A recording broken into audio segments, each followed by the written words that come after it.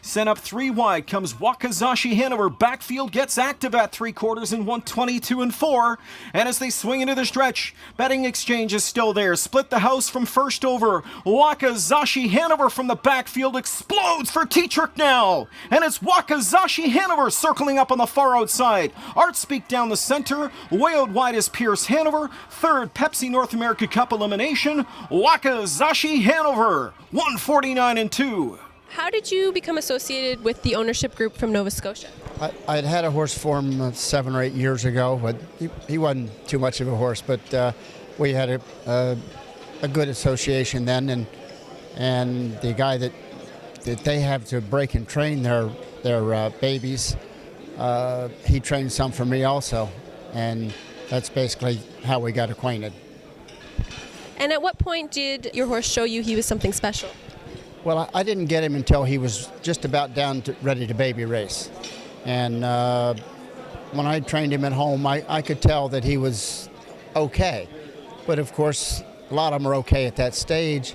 And then as we went on to the baby races, each time I baby raced him, I liked him more and more.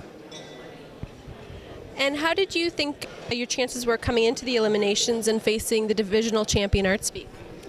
I was just about as confident as anybody could be. I mean, I certainly didn't think I was a cinch. That's a good horse.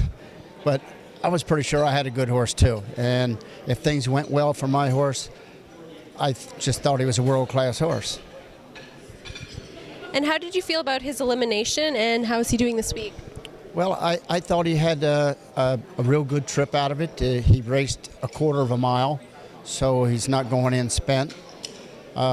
He didn't miss any meal. He was plenty. He's just chipper. He's playful in the field, and when you walk in the barn, he's out looking for you, throwing his head, and that's all the things that we're looking for him to do. What does his training schedule look like this week? I'm going to train him a little tomorrow. As I had said before, the stage has already been set. You know, our work was basically done before we got this far. He's a pretty easy keeper. So I'll blow him out a little bit tomorrow and just try to be kind to him all week, and maybe he'll be kind to us come Saturday. Did you strategically choose to be inside of Wiggle It Jiggle It for the post-draw? No, I just wanted to be in as close as I could without having to rail. And that was Tim's choice. I had asked him, as soon as I met him after the race, I said, okay, what do you want? Tell me now. And he says, 2, 3, or 4, not the 1. So I said, and he would be the guy to ask. Yep. And we saw him close from the back last week. What's his best trip?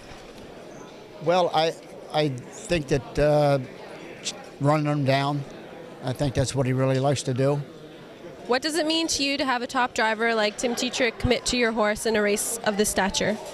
Well, I also trained some horses for Tim. So he and I have had a relationship, working relationship for a pretty good while.